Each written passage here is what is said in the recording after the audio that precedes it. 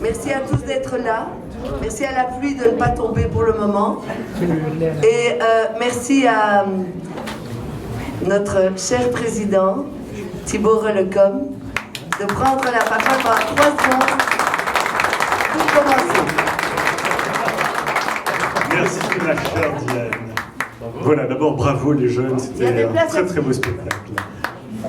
Alors très chers amis, à 38 ans, et fort de l'expérience d'avoir maintenant 3 enfants magnifiques, il m'avait pourtant fallu bien longtemps pour trouver ma place dans la société.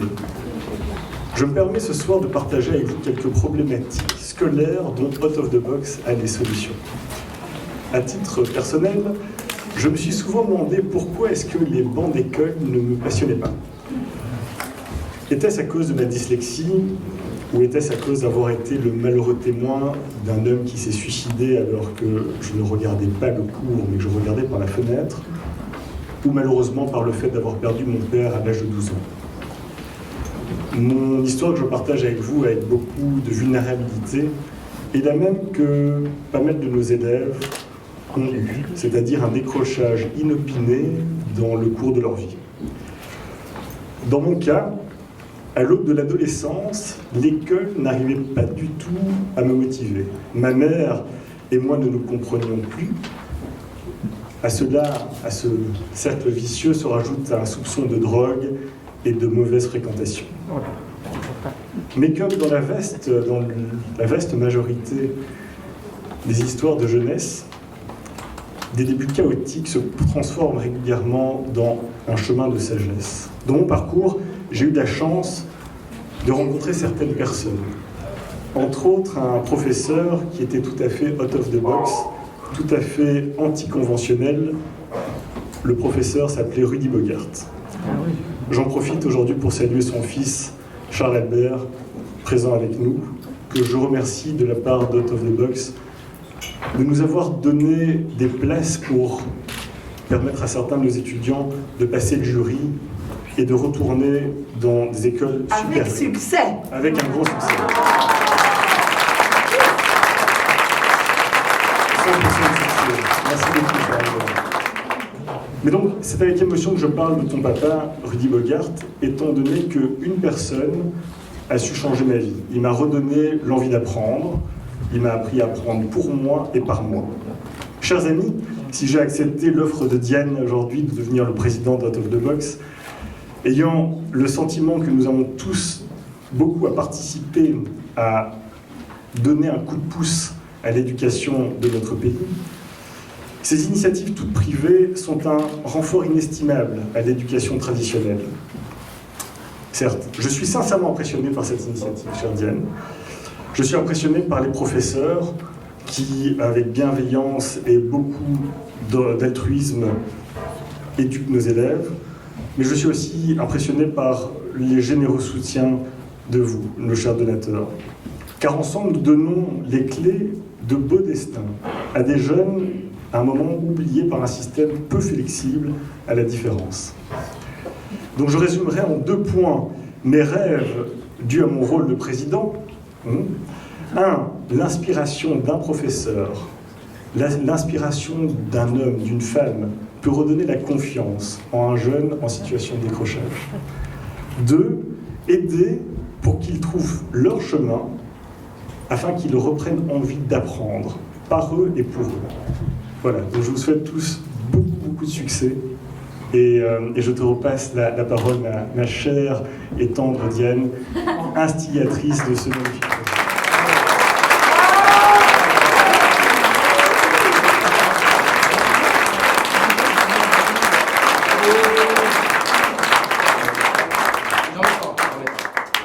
J'ai pas l'habitude de parler avec un papier, mais je crois qu'aujourd'hui, je vais quand même maintenir mon papier pas trop loin de moi.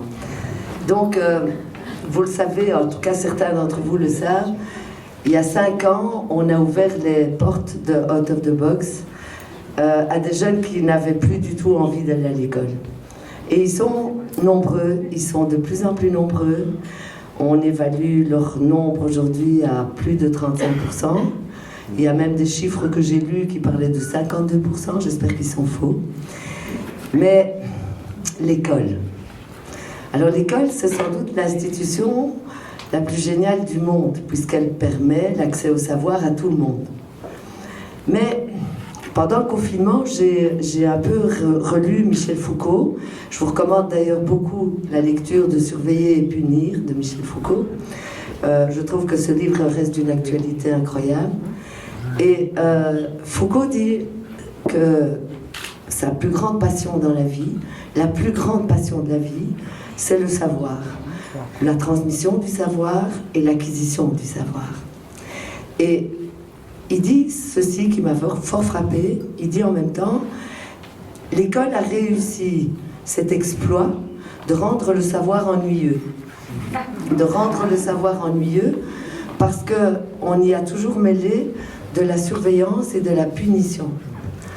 Et nous, notre objectif à Out of the Box, ça a toujours été de redonner au savoir, ou de donner au savoir, à tous les savoirs, leur saveur. Et les saveurs sont multiples, les saveurs sont magnifiques. Et je pense que la condition pour pouvoir donner ces saveurs, comme quand on épice une soupe, si on ne la chauffe pas, ben, elle n'aura pas le même goût, c'est d'y ajouter de l'amour et de la créativité. Et je peux dire que pendant ces 5 ans, on a vécu des expériences formidables, on a rencontré des gens passionnants, on a vu des jeunes évoluer d'une manière spectaculaire, on a été heureux, on a beaucoup aimé, on s'est bien amusé. Et donc c'était formidable. Et puis est arrivée cette année-ci. Et cette année-ci, elle est terriblement singulière. Elle est vraiment étrange, très très étrange. Donc, souvenons-nous, depuis le début de l'hiver, on nous parle d'un virus, on nous parle de Chinois malades, on nous parle de pangolins, on nous parle de chauves-souris. On avait l'impression que tout ça était très loin de nous. Et puis, début mars, on nous a demandé de ne plus s'embrasser. On nous a demandé de rester chez soi et de ne sortir que pour des choses vraiment nécessaires avec un masque. Et ce qui était curieux pendant ce confinement, c'est qu'on ne savait pas combien de temps ça allait durer. Donc on était là à attendre quelque chose sans savoir combien de temps on allait l'attendre. Étrange expérience du temps. C'est sans doute une des choses qui a, à mon avis, qui va sans doute le plus nous marquer. Et puis, il y a à peu près 1 mois et demi, on nous a dit qu'on pouvait de nouveau sortir, mais qu'on pouvait toujours pas trop s'embrasser, ce qui est dommage, et qu'il fallait quand même garder toutes les précautions d'usage. C'est pour ça que vous avez tous votre masque aujourd'hui, merci. Et quelques écoles ont pris le risque de réouvrir leurs portes, avec quelques professeurs, quelques heures de cours, quelques étudiants, sans obligation scolaire. Ce qui en soi est étrange, puisque, comme vous le savez, l'obligation scolaire en Belgique est vraiment confirmée jusqu'à 18 ans. Mais depuis le mois de mai, il n'y a pas d'obligation scolaire. Et nous, pendant ce confinement, on a voulu absolument pouvoir garder le contact avec les jeunes. Ça nous paraissait important. C'était compliqué, donc on a fait comme tout le monde. On a mis au point, un peu comme des apprentis sorciers, c'est le moins qu'on puisse dire, un système de vidéoconférence tous les matins. Mais une chose est certaine, un écran ne remplacera jamais une école. Un contact direct avec des adolescents ne sera jamais remplacé par un ordinateur. Quand je dis un contact direct avec des adolescents, c'est les ressentir, les encourager, deviner leurs promesses, parfois les encourager, les rassurer par un geste, par un sourire, par une parole. Un ordinateur ne fera absolument jamais ça. J'en suis absolument certaine. Et j'espère que vous partagez mon avis. Alors, ne soyons pas naïfs. Nous ne rattraperons pas ces 2 mois et demi que nous avons perdus. Mais en rouvrant les portes de Out of the Box il y a 6 semaines, avec ces jeunes, on a quand même réussi à ne fût-ce que créer ce spectacle magnifique. Bravo les gars. C'était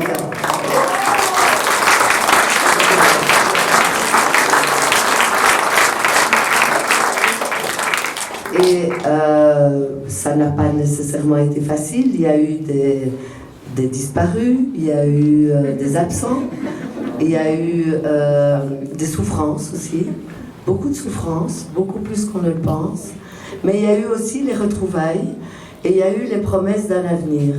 Et d'un avenir qui, je pense, ne sera pas facile parce que on nous parle tout le temps de crise, de maladie, de crise économique, de crise écologique, de choses qui certes sont réelles, mais qu'on peut aussi dépasser.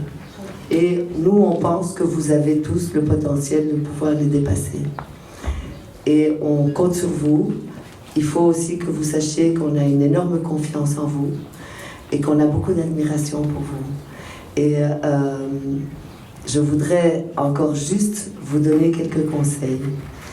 Vous savez que j'adore vous donner des conseils et que entre ma casquette de cuisinière, d'emmerdeuse et de professeur de philosophie, j'aimerais bien quand même vous demander de ne jamais oublier que l'importance d'être toujours dans les incertitudes réfléchies plutôt que dans les certitudes ignorantes.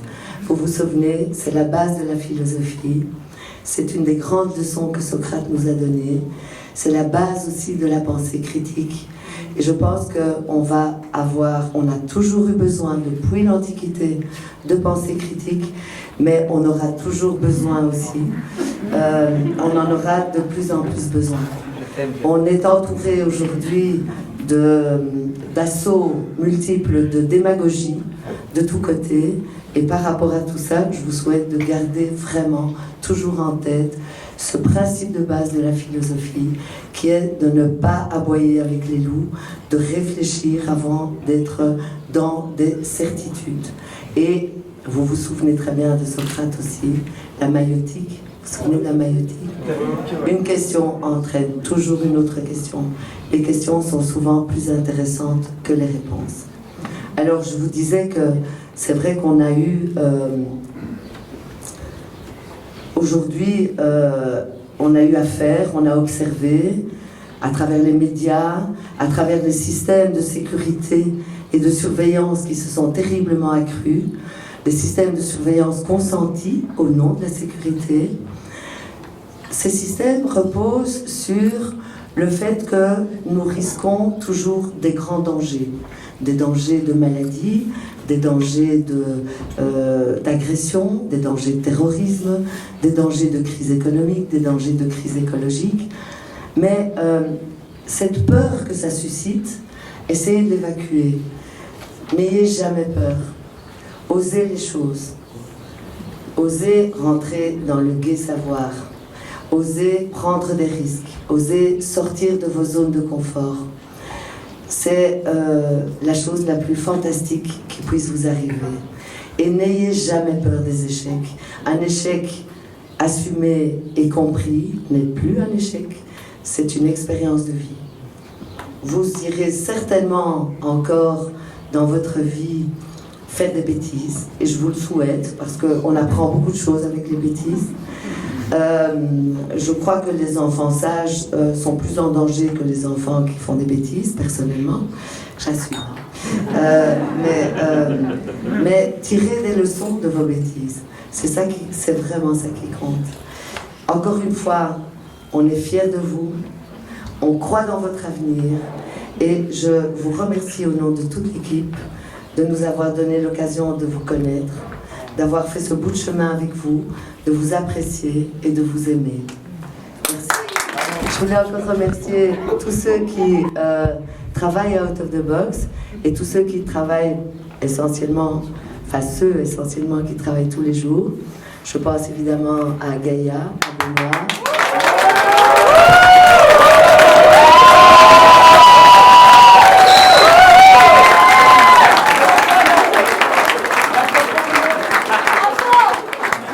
À Diana, à Jacqueline.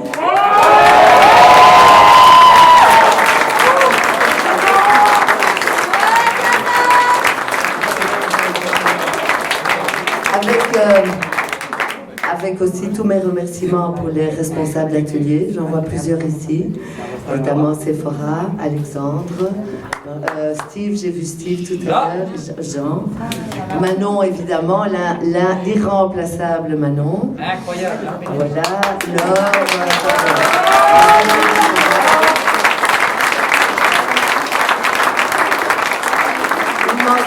Une mention spéciale pour Thibaut qui a aidé les jeunes à faire leur costume.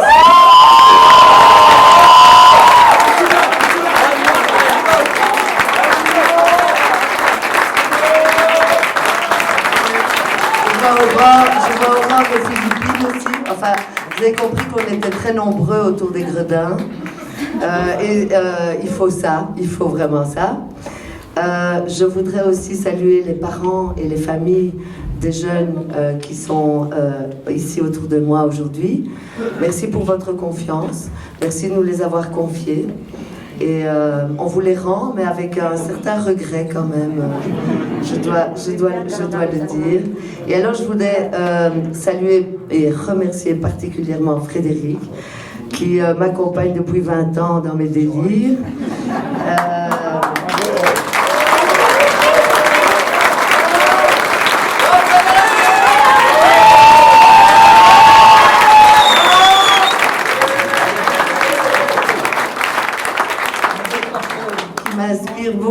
Qui m'amuse beaucoup aussi. Merci d'avoir fait le chauffeur cet après-midi. Tu as fait ça très bien. Et c'est grâce à Frédéric que chaque année, on peut terminer l'année dans ce cadre naturel, agréable, et qu'on ne détruit pas, je te promets. Je vais maintenant passer la parole à Gaïa et à Benoît, qui vont remettre à chacun des jeunes présents ici leur certificat de décrochage scolaire.